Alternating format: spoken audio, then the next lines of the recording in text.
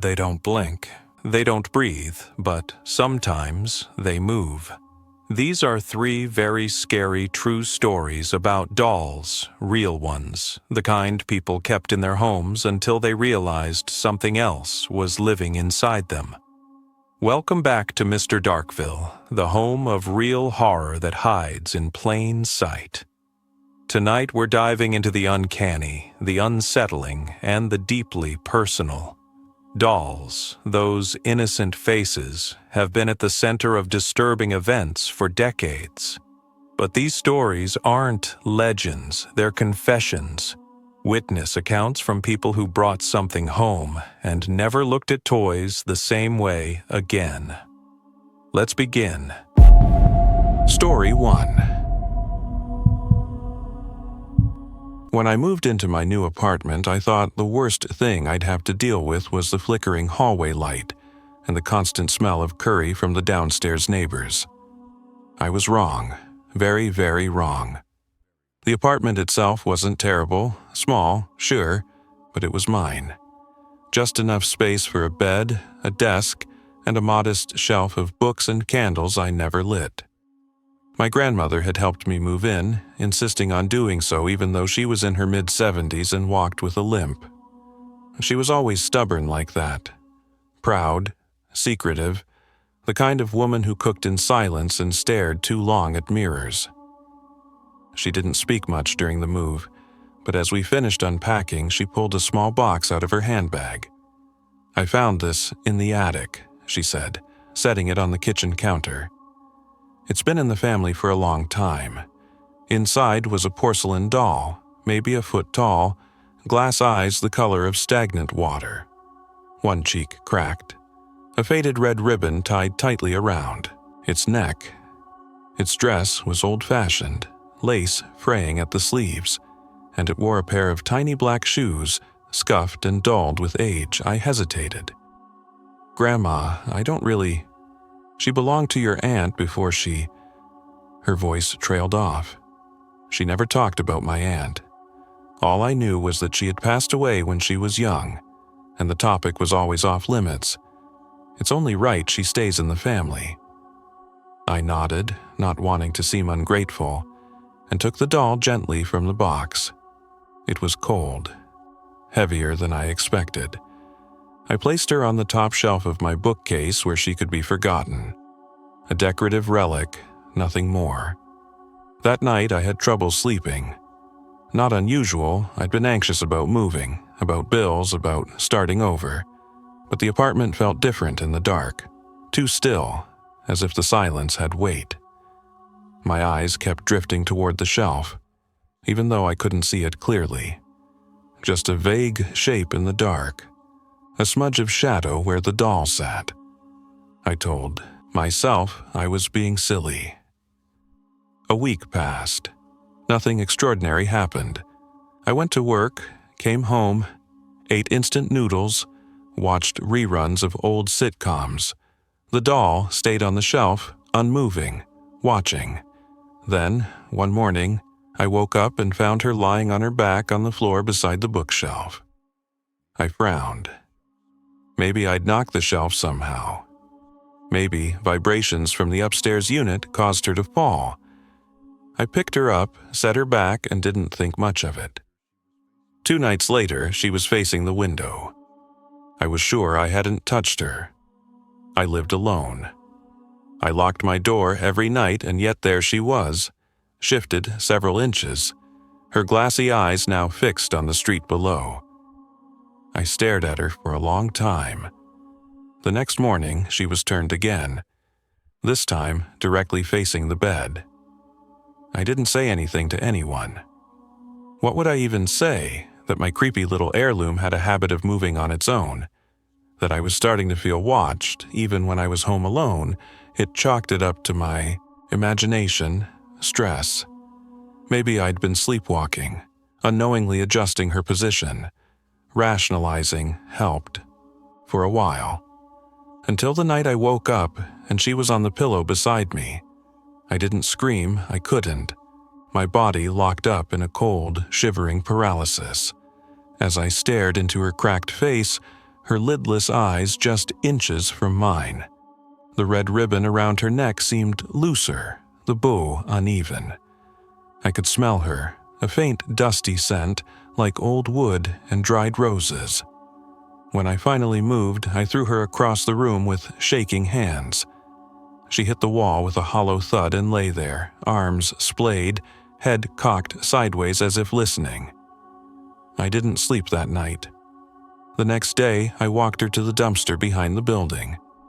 I threw her in without ceremony, feeling a weird sense of guilt, like I was abandoning a child. I told myself that was ridiculous. She was a doll, nothing more. That evening, I returned home, trying to pretend none of it had happened. I made tea, read a book, tried to pretend the apartment wasn't heavier now, somehow darker around the edges. When I walked past the bookshelf, my heart froze. She was back, sitting in her usual spot. I backed away slowly. Every hair on my arms stood on end. I called my grandmother. She answered after the third ring, her voice raspy with sleep. "It's about the doll," I said. There was a long pause then. She came back. "How did you—" Another pause. "I gave her to your aunt when she turned 20, just like you." I didn't respond. "She wasn't the same afterward," my grandmother whispered.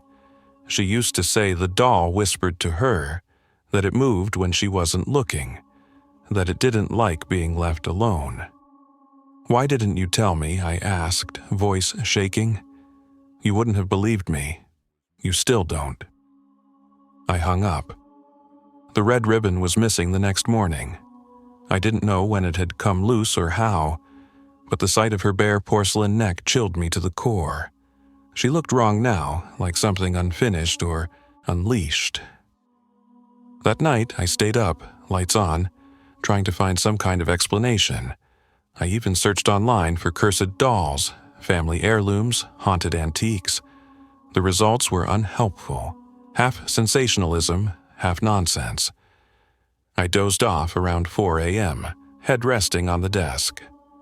Something woke me, a sound, a creak. I looked around blearily. The apartment was quiet, but in the mirror above my dresser I saw it, a figure standing behind me.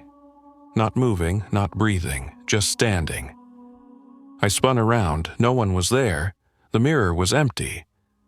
I turned back, heart thundering. The doll was gone from the shelf. I found her in the bathroom, propped neatly against the mirror as if waiting for me. I tried to destroy her. I did. I put her in the oven, burned her. The smoke was foul, acrid, oily, thick. I thought it had worked. Her limbs blackened, her face bubbled and cracked. I buried the remains in the park across the street under a tree. But the next night she was back on the shelf, unburned, ribbon still missing. Now every night I hear something moving in the apartment, slow, scraping sounds like porcelain brushing against wood. The mirror shows flickers, glimpses of motion that vanish when I look directly. I haven't slept in 4 days. I've tried staying elsewhere, but she follows. I went to a friend's house for the weekend. When I opened my suitcase, she was inside, sitting upright, eyes open. They're always open. I don't know what she wants, but I know this. I'm not alone anymore, and I don't think I ever will be. Story 2. When my wife and I bought that old fixer-upper in rural Utah, we thought we'd hit the jackpot. A craftsman-style house on 3 acres of untamed forest, half an hour from the nearest town. Dirt cheap because of its extensive needed repairs. It was exactly the kind of place we'd dreamed about, quiet, secluded, with just enough wrong with it to make us feel like we were saving something forgotten. We weren't stupid. We knew the history of these old houses often came with ghosts, not the kind that rattle chains and moan at night, but the more real kind, mold, bad plumbing, old wiring, maybe even a wild animal or two living in the walls. But we didn't expect what we found in the crawlspace. It was late on the second day, and the air already carried that dry, crackling scent of fall. We had just unloaded most of our boxes, set up the bed, and taken a few obligatory moving day selfies in front of the crooked porch. There was no internet yet, barely a phone signal, but that was fine by us. We wanted to get off the grid for a while, breathe the real air, and build something with our hands. I was under the house because one of the vents wasn't opening right. The crawl space was low and tight, not quite high enough to sit up in. It stank of mildew and dead leaves. My flashlight bounced against the cobweb-covered beams as I scooted on my stomach over the dirt floor, looking for the broken duct. And then I saw it. Pinned to the underside of one of the floor joists, held there by 4 rusted nails, one in each limb, was a small cloth doll, ragged, threadbare, maybe 10 inches tall, hand-stitched, its arms and legs unnaturally long. It had no eyes, just empty black circles stitched in crude X's. The mouth was sewn shut with thick red thread. But the strangest part was that it wasn't just sitting there or abandoned. It had been intentionally fastened to the wood, as if someone wanted to make sure it stayed put. For a long time, I froze. I'm not the superstitious type, but there was something about the way it hung there that sent a deep, cold itch down my spine. I called out to Rachel, told her to come take a look. She knelt down by the vent, and I shined my light so she could see it. She was quiet for a moment, then laughed nervously. Jesus, that's creepy. Yeah, I muttered. Why would anyone do this? Maybe it's some kind of old charm, folklore stuff, like those witch bottles people used to bury in the walls to keep spirits out. I reached up, hesitated, then pulled the first nail free. It came out with a horrible squeal, leaving behind a smear of orange rust. I removed the rest and gently placed the doll in a plastic bin to show a neighbor later. Maybe they'd know what it was. I didn't tell Rachel, but the underside of the wood where the doll had been nailed looked stained, darker, like something had bled into it over the years. That night, I didn't sleep well. It started small, just sounds. The house was old, so creaks and groans were to be expected. But around 3 a.m., I heard what sounded like something moving through the walls. Not pipes or settling wood, but deliberate steps, slow, shifting, almost dragging. I got up, checked every room, even the yard, with my flashlight. Nothing. The next night it was worse. Rachel and I both heard it this time, soft whispering, like a child speaking from behind the drywall. We couldn't make out the words, but the rhythm of it. It was unmistakable, like a lullaby, half spoken, half hummed. I checked the crawlspace again. The nails were still there on the beam, jagged and brown, but the doll hadn't been moved. It was sitting on our kitchen counter. Rachel swore she hadn't touched it. I hadn't either, and I was sure I'd left it sealed in the bin in the garage. We argued a little. She said maybe we forgot. Maybe we took it out to get a better look and just left it there. But we both knew that wasn't true. 3 nights later, I woke up to the sound of our bedroom door slamming shut. Rachel screamed. The room went ice cold. I flicked on the light and there were scratches on my arm, thin red lines, like someone had dragged a comb across my skin. I hadn't done it in my sleep. I sleep on my back. There was nothing sharp near the bed and the sheets were clean. Rachel's voice trembled when she said it. I heard her. She was humming. Who?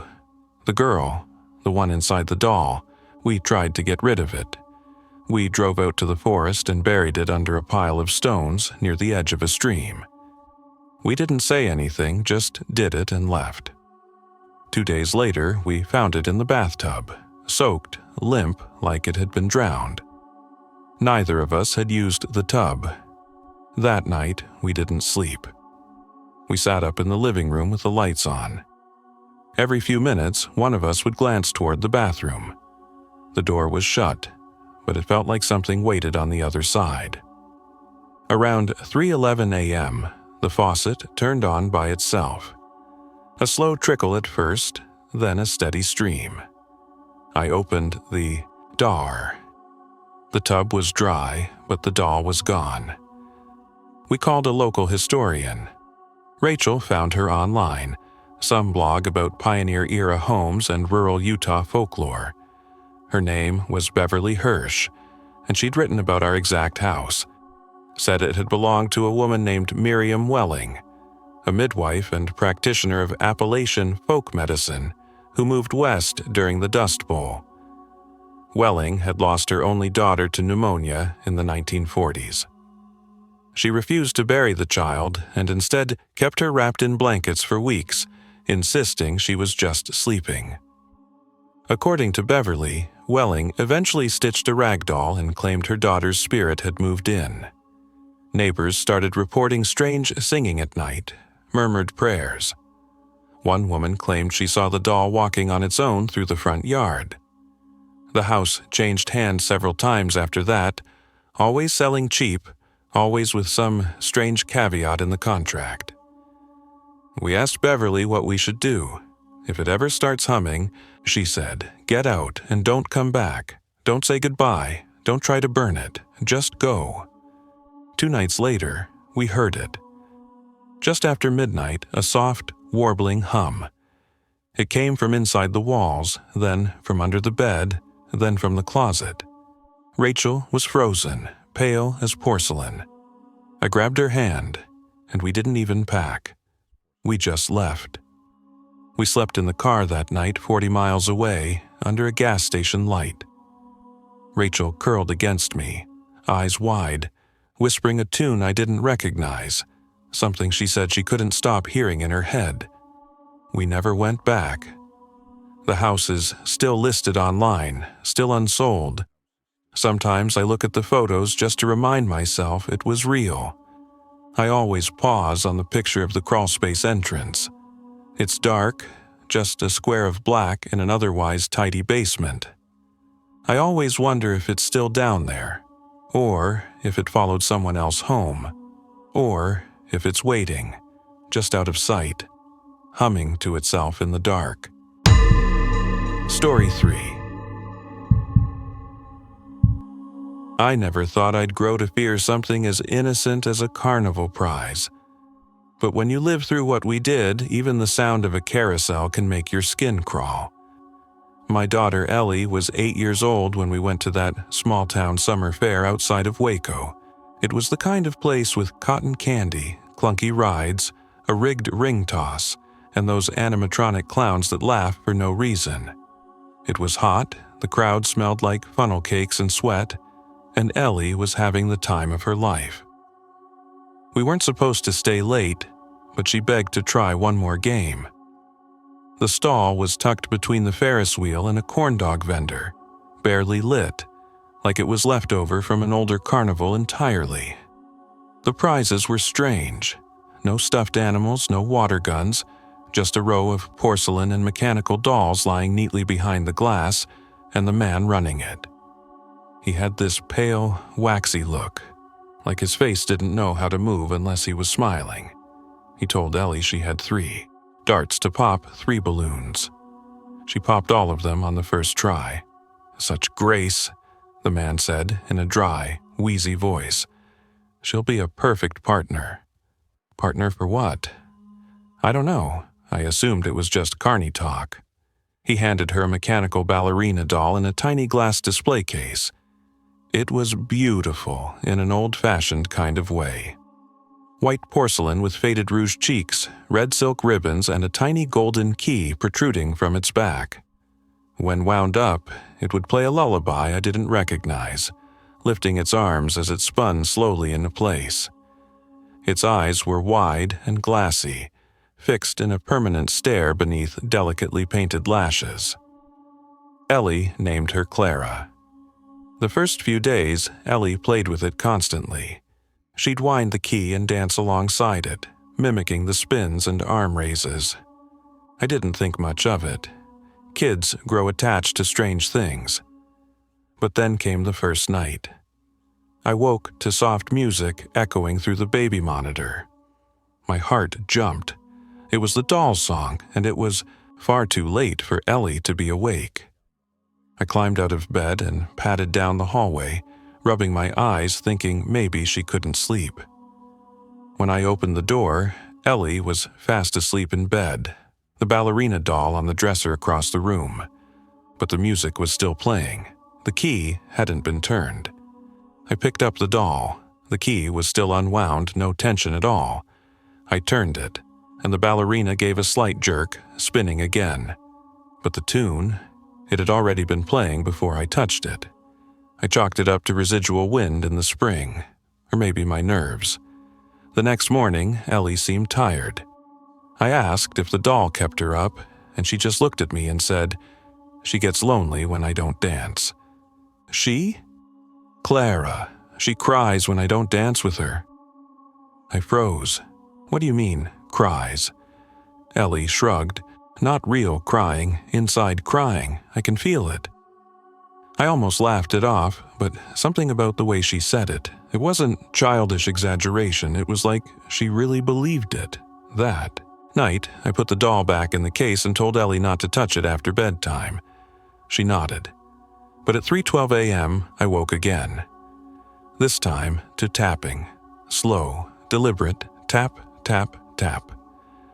I sat upright in bed, unsure if I was dreaming. Then came the music, faint, distorted, like it was being played through water. I rushed to Ellie's room. She was awake, sitting up, her eyes locked on the doll case. Her lips moved silently, whispering something I couldn't make out. Her hands were twitching on the bedsheet, as if she was fighting the urge to move. The doll was spinning. Not fully, but just enough for me to notice. And the glass case. It had a crack forming near the top, like a hairline fracture crawling downward. I opened the lid and pulled the doll out. Its painted lips looked different. The corners curved up slightly, like a faint smirk that hadn't been there before. I turned to Ellie. "Did you open this?" She didn't answer, just whispered, "She wants to be seen." I didn't sleep the rest of the night. The next morning, I asked my husband, Mark, if he'd noticed anything strange. "You mean, aside from our kid talking to a toy like it's her boss?" He joked, but I wasn't laughing. That evening, I decided to lock the doll away.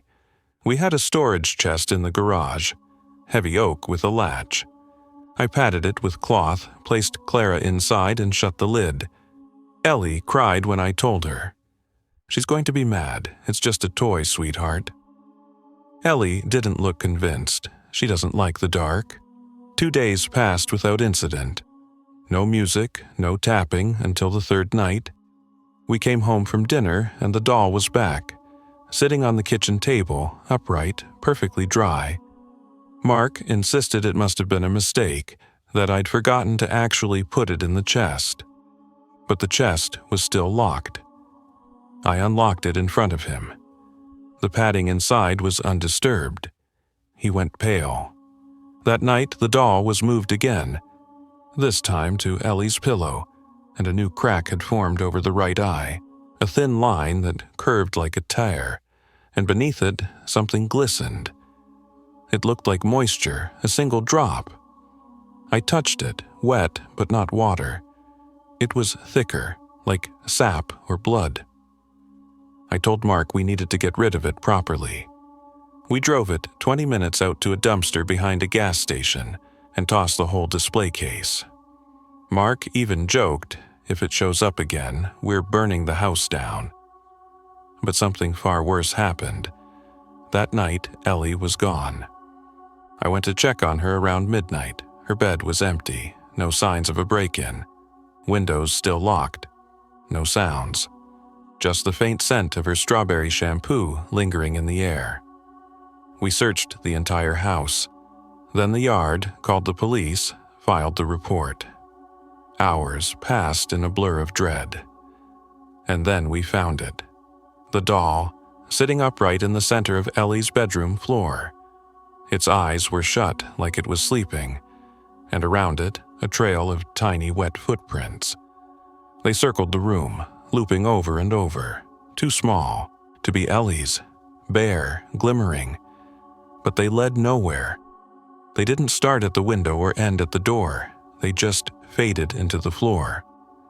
The police found nothing. No fingerprints, no forced entry, no leads. Just a hysterical mother and a doll that no one could explain. For weeks after, I kept the doll locked away in a metal box and buried it behind our house. But it didn't matter. We still heard music at night. Sometimes from the vents. Sometimes from behind the walls. Once, I woke to see the mirror in the hallway fogged up, like someone had breathed on it. Written in the center in a child's shaky handwriting, "Dance with me."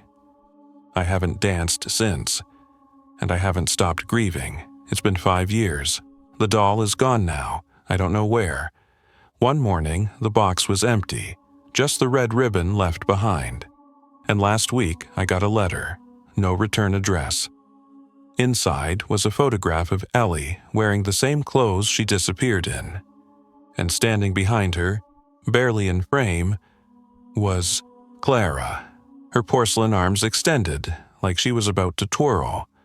They were supposed to be gifts, keepsakes, companions, but sometimes dolls don't belong to us. Sometimes they belong to something else, something that never wanted to be forgotten. Thank you for watching Mr. Darkveil. Subscribe for more true horror stories every week, and if you own an old doll from your childhood, you might want to check where its eyes are facing, especially at night.